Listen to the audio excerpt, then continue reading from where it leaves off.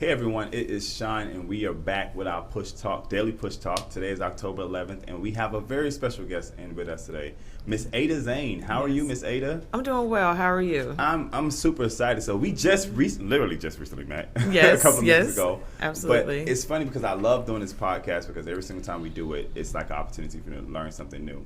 Yes. And you have a company called Smart Pathways. Correct. And you guys deal with immigration. Tell us more about Smart Pathways. So it's a very unique company. It's sort of birthed as one of the first in the country to do it. So just to take you back, give it a little quick backstory, 2 or 3 minute backstory. So about 6 years ago, my husband came to me. His best friend owns a cleaning company for the city of Atlanta. Mm-hmm. He has a lot of documented, undocumented workers, but his documented workers were having a hard time getting their paperwork done, mainly because they work janitorial wages and there's a language barrier. Right. So they asked me if I could help, but I didn't know anything about immigration outside of the definition, no knowledge of it. I'm not an immigrant, no background in immigration. So the first thing, that you want to do is, okay, well, let me see if I can find a book because I don't know what I'm doing. And that's where sort of the journey began. I couldn't find one. And that didn't make any sense to me. And I'm like, there's millions of immigrants that live in the country, but there's not even a single book to simplify the process for me. So upon more research, I came across the term licensed immigration consultant, and that you can get a professional license through the Secretary of State. So I'm like, okay, well, that's interesting. Maybe they have a training program that'll help me. So I called them and I asked, well, how do I get trained? They said their exact answer to me was, you're on your own. And with the type of rules, that are associated with that license, I could get myself locked up, or sued, or even worse, someone could get deported if I don't know what I'm doing. So upon that, what I began to do over the past 5-6 years was create a curriculum, because you have this opportunity. I saw this sort of barren land, which is the immigration industry, and it's completely underdeveloped because there's not even a book to teach you even what immigration is. This was during the time Trump was running for office, and one of the first things that he said on his announcements about immigration is that they're coming here to rape and steal our jobs. Now, where do we go to defute that type of information? Because immigration really isn't taught in schools. I had no knowledge of immigration. So with that being said, I created a curriculum for immigration consultants, licensed consultant, which covers every state in the United States, but I also created training manuals so that it can simplify the process for green card renewals, green cards, U.S. citizenship. But more importantly, I created a software that simplifies the immigration application process, similar to TurboTax. So now that we can develop immigration consultant firms branded by trained consultants in these communities, so that those that are like the Hispanic community that were, janitors, now they can walk in and they can afford it, or they can walk in and ask questions. Simple questions for them is, how do I get a tag? I'm having issues at my school, or I'm undocumented and I'm being harassed. I can't go to the police. So this opened up a bigger door so that we can actually, and really sort of during this conversation, I want you to put yourself in the mind that you're in a country, you don't speak the language, you have to learn how to be here, you have to learn the system. So I want you to sort of keep that in mind as we go through this, this process, because I had to do it myself. So, as I began to develop, and I got to a point where I'm like, let me just go out and talk with some immigrants to find out, where their needs are. So I hosted a seminar. I had 150 seats. Within 7 days, every seat was taken. So at the time of the seminar, I had immigrants there, Americans there, but I also had immigration consultants. I had immigration officers there as well. So one of the questions that I asked the immigration consultants, because they're like, yeah, I've had a license for 5 years, and sort of talking, I've helped immigrants do et cetera, X, Y, and Z. And I said, well, how did you learn how to do it? I already knew the answer. They all said the same thing, Google. And I was like, wow. And they said, we never even thought of why there's no curriculum, no place to teach us. So they were there, but the immigrants that were there, sharing some of the stories of how they got here. That's probably one of the most important parts, because some are here on asylum, and some, of course, across the border, they came here undocumented, and the stories came from Iran, from Colombia, from the Philippines, and a lot of them, immigration applications means freedom. It means I don't have to be deported back home and killed. It's that serious for them. So when we think as Americans, when we think of immigration application, we're thinking of some documents that we typically fill out, like, okay, I fill out this form. If it gets rejected, I'm going to do it again. That's not the case all the time for immigrants. If applications are denied, it's a balance, and it's up to the immigration officers to apply mercy or not. Is that to their discretion? And a lot of times these immigrants, from the town halls that I've been having, what they're saying is there's no place for us to go. This place has it, this place has it, but really what we're dependent on is my cousin's boyfriend's girlfriend's uncle. I can't use his information. He was deported. Let's start over again. So what we're asking for, and even with these town halls that I'm having, it's getting politicians to hear the story. And I'm asking them the questions. What's your immigration platform? I don't have one. I said, that's unfortunate, because they're human and they vote. Right. And they're here and they're a part of our community. And if anyone American actually takes the time, and everybody knows an immigrant, ask them their story. I've heard stories from Nigeria, not Nigeria, some other country in Africa, but where one lady had to hop over hacked bodies, to run for her life to another town, to another village. I had a guy from Iran whose father was arrested and tortured so bad that he left with heart problems. His family, he wouldn't convert to Islam, so his family was kicked out into the street. They took everything from him. So his father had to have heart surgery after he was tortured. He had to get his own blood because, in their country, once, you've been excommunicated in a way, you have no rights to any type of services. He had the surgery. He had to get his son out of Iran. So he took a 4-hour bus ride to Turkey. And that's where, and it was really hard for him because this is, a father protecting his son. And he's, doing this harsh bus ride. Takes his son to Turkey, drops him off in a refugee camp. The boy was 17 years old. And he was able to get asylum to America, Florida, but he couldn't speak the language. The next time he saw his father was 14 years later. Not too long after that, his father died. And I asked him, what does that mean to you? He said, I can't get that back. Now, he's telling me this in tears. I can't get it back. His wife, he's from Iran. His wife is from Colombia. They met both as asylees taking the same English class. They communicated through pictures. She was here from Colombia because her family was in politics. It was a political uprising, so her family had to get her out. The next time she saw her family was 12 years later. Her parents died not too long after that. And both of them, they said that's one of the biggest regrets of their life. They said, I just wanted to see my mom. I just wanted to see my dad. Because they were here on asylum, they had to agree they could never go back home. So these are the weight that they come here on first. So they start there with that weight. And then they're in a system where there's no centralized help. Through the city, through the county, no place to go to get one answer. And so now they got to learn the language. Now they got to learn the system on their own from scratch. And so once you hear, now these stories are multiplied. I've even had families from undocumented to documented. And the mom would have to go to the hospital several times because she's like, I had to walk 5 miles to pick my kids up from school because I'm too afraid to drive. She said, I'm afraid all the time. The father, he was like, things like getting a car for you guys is something that's simple. For us, it's everything. It's a fight, and where do we go to get answers? We go to this person, that person. Yes, there's organizations. Yes, there's pro bono attorneys, but why can't there be one place for us to go where we can trust, where we don't feel like if we walk in, there's a target on our back? So these are the things that I'm bringing to these politicians, and I'm asking them, and I'm putting immigration on their platform because they need to hear it.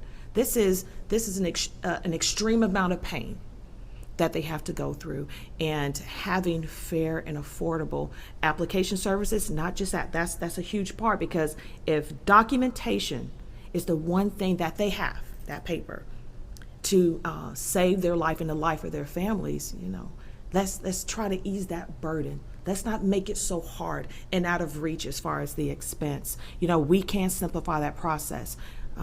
Immigration reform does not have to be at a federal level. There's a state solution, and then there's a local solution.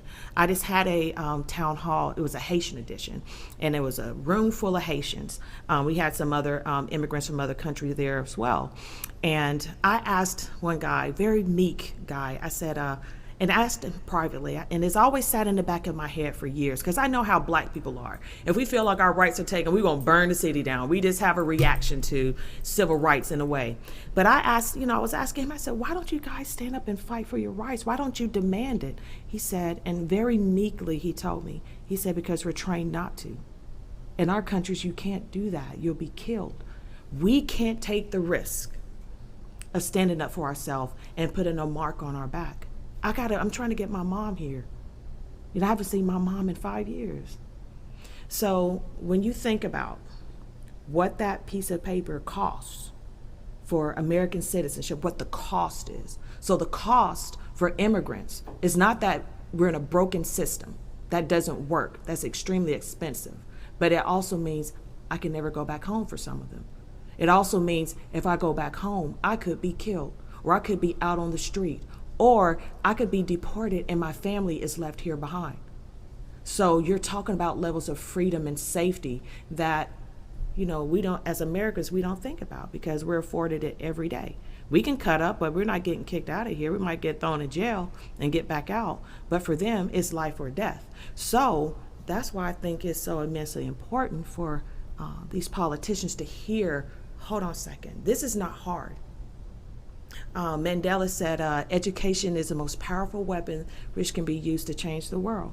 So creating a solution at a state and local level, centralize it, train them, and provide oversight, because they're constantly taken advantage of. Because who are they going to complain to? They're not trained to go complain, because their plight is already hard. Their plight is harder because you snatch everything that from a person, their family, their environment, their religion, you put them in a whole new environment. So now we're saying, if you don't get documentation, we're kicking you out of here. They say, okay, where do I go? Figure it out. Okay, well, I went here, they took advantage of me. There was a lady that came to my last town hall. She was Haitian, but the lady that was actually interviewing was from Senegal, West Africa. And she sat, and she wasn't even part of the show. She was just listening in, came with her. And she's on my sofa crying, because she was like, we were talking more about the stories.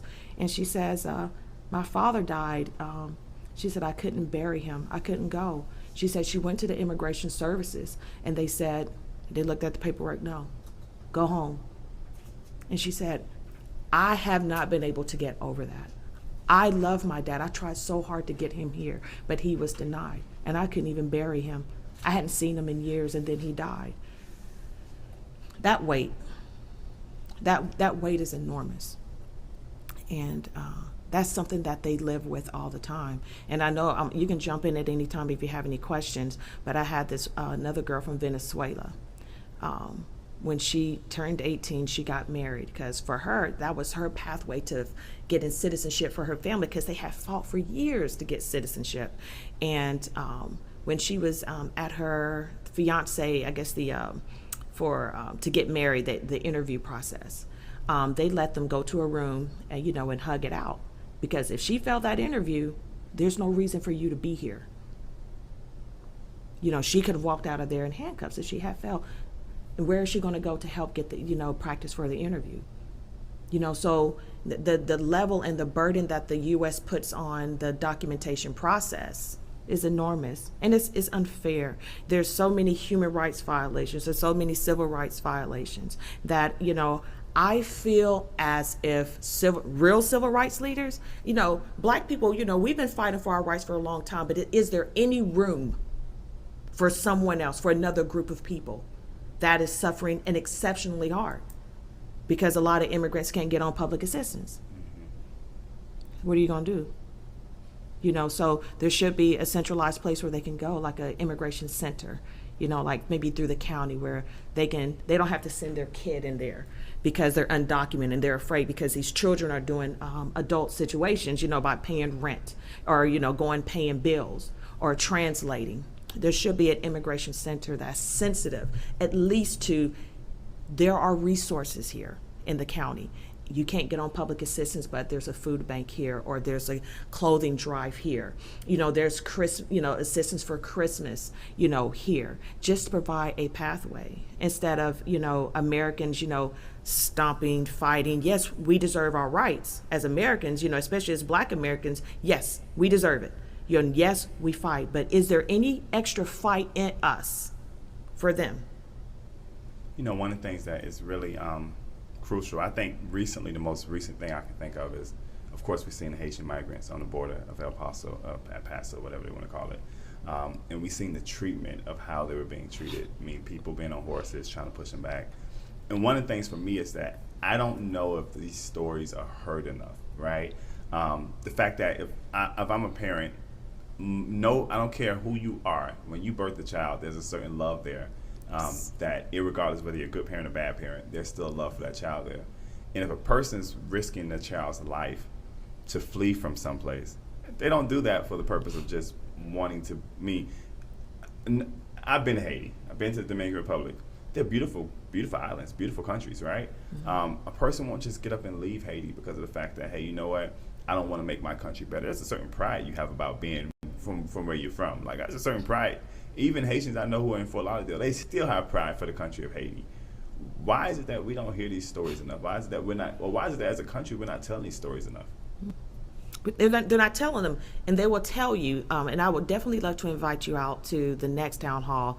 It's not confirmed, but Senator Donzella James is supposed to sit on the next town hall, and I'm gonna have more diversity of immigrants at that town hall, because the whole purpose is for her to hear that the stories are all the same, the needs are all the same. But the thing that they tell you, they said, we don't have a platform. And I asked, and one of the Venezuelan immigrants, she said, the louder your voice is, meaning me, our Americans, she said, the louder your voice is, the louder our voices. Because there's a lot of immigrants that I've reached out to that's, they were going to come, but then they pull back. Or I'll ask them, I said, what's your story? And they were like, don't want to talk about it. So if this is what I know. If Americans, and it's interesting because a lot of Americans watch my show, because a lot of them like, oh, I didn't know it was that bad. And so now when they hear the stories and these immigrants are having the opportunity and a platform to do it, there's a level of freedom and confidence that comes with it. And so I believe that they want to hear the stories. Americans. I believe Americans want to hear it. We just haven't really given them a platform, and that's what the Immigrant Stories town halls are designed to, is to open up, is to give them a chance to tell it, what it costs, not just the physical, the monetary costs of the documentation, but what are the costs to have that card, to say that I'm an American citizen. It costs a whole lot more, when you think about like true American heroes, would you sacrifice years of your parents' life to go to another country? Would you sacrifice never going back home to see your family, to see your homeland? Is that worth a citizenship for you somewhere else? So, all I'm asking is Americans to ask themselves that question. What is that citizenship worth? What would you give up? And so when they tell it, you feel it, and they say, and they tell me there's no one in our community that's advocating for us. And that puts a burden, a good burden, on me to every single day, whether I'm getting cussed out by an attorney, where I'm getting flipped off by, who are you? You're not even an immigrant. What do you think you're doing? There's stuff for them out there. Let them, we're already doing that. Who do you think you are? So I catch that from Americans. I catch it from, not so much, I don't catch it from immigrants. What I'm catching sometimes from immigrants is that I don't want to rock the boat. Right. That's not the trouble I want to bring to my home. And you have to respect that, because there's undocumented people in their family. They're trying to keep their community safe. So my goal is to talk to and connect with as many politicians so that they can hear it. No, they're in the community. You have a responsibility to hear it.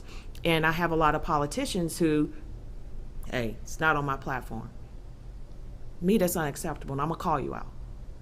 So one of the things that I know you mentioned earlier is that Smart Pathways is actually creating a curriculum. Correct. So if people want to know more about the curriculum, how they can go and buy the curriculum, if they can be a part of the curriculum or take the curriculum, how can they do so? Well, we have not yet rolled the curriculum out because I felt the thing that was most important is to get the stories out and to bring an awareness. I want to roll it out maybe sometime next year. They want to find out, more how to purchase it. It'll be on our website. So I'm not really announcing that part yet because really I want to open up the floor, create a forum where we can talk about immigration as another form of immigration reform at a state and local level. I have to open up that platform because there's so much mistrust between the immigrant community and the American community. There's no sense in trying to roll out and do anything if there's such a disconnect. Let's bring the two together. Let's have politicians not just sit on their behind and say, hey, if you need help, come to our town halls, come here and demand it. You have to understand that their situation is uniquely different than average Americans. They are still a bit afraid, but you also have to know the mindset from the countries that they came from. You don't do that. So for this unique circumstance, it might require politicians and candidates to get off their behinds and go into the community and ask, how can we help? And then they'll tell you, and then it starts building that trust. And so I asked one of the Haitians at the town hall, I said, what would build trust between the immigrant community and the government? He said one word. He said, fairness. He said, I just want to know how. If there's a cost, how much? He said he had hired an attorney, paid thousands of dollars, and he didn't know how to and he told him, I don't know how to do this application. He had to call Immigration Services. They had to walk him through it. So these are the type of things that... But he's an attorney working in immigration. Yes. And I've been cussed out by immigration attorneys. Don't need them. What I've developed is similar to, because I'm a realtor as well. So I do more than help people buy, sell, and invest in properties. They ask me about the schools. They ask me about the taxes. They ask me about credit. They, during the closing process, typically a husband and wife are about to kill each other. Then I'm a counselor, so I wear many hats, and most realtors do, and they understand that. Consultants would, immigration consultants would be the same thing. They could wear many hats as far as understanding the community. Now, think about it like this. Immigration consultant industry is not just for immigrants. So my daughter wants to go to law school, study international law. She speaks Arabic. She wants to go to those countries. Do I want her working with a travel agent, or do I want her working with a consultant that understands how to call the consulate or the embassy, or how to connect with the congressman if something happens? No, I want her to use a consultant. So Americans that travel overseas need immigration help as well, with... if they're going to school, working, sports, journalism, whatever it may be, or maybe even if they're even have a political position over there, they still need immigration help. So these consultant firms do. They're a place where, almost like an H&R Block, where you can walk in and say, hey, I'm trying to go to this country. If my daughter wants to go to a particular country that's maybe moderately dangerous, well, I want a consultant to say, this is what you don't need to do. Right. And that's what a lot of Americans, they go overseas and they get locked up for, breaking sort of cultural rules. We think it's, freedom here is not freedom there. And so immigration consultants can, hey, if you're in trouble, here's the number to the consulate, to the embassy. This is your connect. If you're ever in trouble, call me. I'll connect with your, the attorney or the congressman. So it's bigger than just the immigrant part, but it's global. Even people that want to come here the right way, they can go through these consultant firms. You said something that kind of really caught my attention is that one of the things that we've been lucky to do is build a really good connection with a lot of politicians. And it's something that I think needs to be on everybody's platform. Immigration is something that's not going away, and the more we sweep it under the rug, it seems like the more dirtier it gets. We've seen kids in cages. We've seen people, like I said, being pushed back by horses. And I appreciate you coming on and tell some of those stories, because it does make you really kind of be like, the things that people go through in order to, and not only as an American, just to humanize us a little bit, it causes me to be humble, because I realize that the things that I take for granted, somebody else is willing to sacrifice their life for. Yeah. Yeah. And the life of their parents. You know, I really want to, stick there, because there's no person that can identify, like you said, a good parent, bad parent is still that bond is always there. I personally can't imagine not seeing my parents for 12, 14 years. I can't imagine if my dad died and I go to the immigration officers. I'm like, can I go bury my dad? No, go home. No waiver, no. That's hard. I see if there's if they had committed a crime or just some, what's the reason? Well, no, your permit, or, maybe, I can't remember why I may have to ask her again, because I want to be correct in how I say things, but I have to ask her specifically. But she just said that the immigration officer, based on, I think, her paperwork, she couldn't, leave the country. So there's no mercy. You centralize it, you bring these communities together, and then it brings sort of a confidence within the community where they start saying, this is not fair. Right. We start holding these politicians who don't have immigration on their platform, they start holding them accountable. Why can't I go bury my dad? Why can't my undocumented neighbor whose daughter was just raped, why can't she go into the police without worried about her mom getting deported? We don't want that anymore. We pay taxes, and they want to be here. And every single one of them said, we don't want the United States to give us anything. We'll work for it. We'll pay our taxes. We'll follow the rules. We just need to know how to do it. In fact, some of them do pay taxes. Even now. Absolutely. The undocumented pay taxes too. They pay taxes. One thing you probably may not know, if you're an undocumented person can buy a home, you know what the down payment is? 60%. Wow. 60%. There was a girl who came here on a student visa.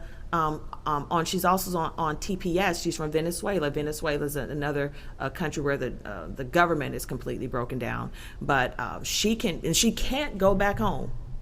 But she can only work on campus at $7 an hour, which means she can't buy a car. She can't afford a place to live. And she has no other choice. Centralize the immigration process at a state and local level. That is, and I don't know how many politicians, I know you have them on here, and I swear I hope that they're listening. Let's talk about immigration reform at a state and local level. It starts building that confidence with the immigration community so that more of them are more confident in their vote. Now those, there's some immigrants that come here documented, and then because the misinformation of immigration and it's so scattered, become undocumented. Doesn't make any sense. Yes, 2 minutes. Okay. So I'm sorry. Do you have a question? No, I didn't. One of the things that I'm baffled because, again, as I have people on the show, and I think somebody was working for Agriculture Secretary, running for Agriculture Secretary. He was commissioner. Sorry. He was here the other day, and he was mentioning how there's farmers who hire undocumented immigrants, and OSHA violations go out the window because they can't report them, because they report them and OSHA shows up, they're undocumented. So these people are living in terrible circumstances, like things that we wouldn't even put our worst enemy in, because the person or they're documented, but the person who they have a visa to work only over here, and that person rips up their visa, it's over with. It's over. So I think that this is something that we really have to spend more time talking about and spend more time actually educating people on, because like you said, Nelson Mandela did say that education is extremely important. Is the most powerful tool we have. Yes. And I would even say, even now we were talking about CRT last week, and it's the same thing. If you don't understand the past, and most of these, and it's funny because I was watching somebody on TV the other day. They're getting ready to open up a Latin America or Hispanic America museum, kind of like they did the African American Museum, owned by the Smithsonians. And the guy was saying that we have to remember that most Hispanics and most of the people from the Latin culture were here way before we were. They're not immigrants to this country. they were here in this country because Florida, Texas, all that stuff was not Yes. an American providence. It We was bought not, yeah. So we bought it from Mexico, we bought it from Spain. So Yeah. to remind people of that, Yeah. and I think that some people in society, when they hear that, their faces will probably turn red. Yeah. Because they want to think that we were the first ones over here, and that's the way it is. That's the way it is, We're not. right? We're not. Thank you for your time today. Absolutely. One more time, if people want to know just more information about your website, I mean, do you guys have a website up and everything? Yeah, so it's smartpathways.org. You can find out a lot more about what Smart Pathways is doing. I'm actually about to add a little bit more information about our town halls. I'm about to start adding, as immigrants become more comfortable, they can listen to their stories. You hear the stories for themselves. So more importantly, I'd love to have anyone that wants to join our town halls. Please come. It's life changing. It's not just informational. I want to catch you here. Right in the heart, right in the gut, and get as many politicians on board. I don't care if they get on board or not, but I want them to hear it. Right. Thank you for your time today, Yes. and I really do appreciate you, Ms. Zane. Yeah. So we will continue to have that dialogue about immigration, because I think that that's something that we as a country don't talk about enough. Nope.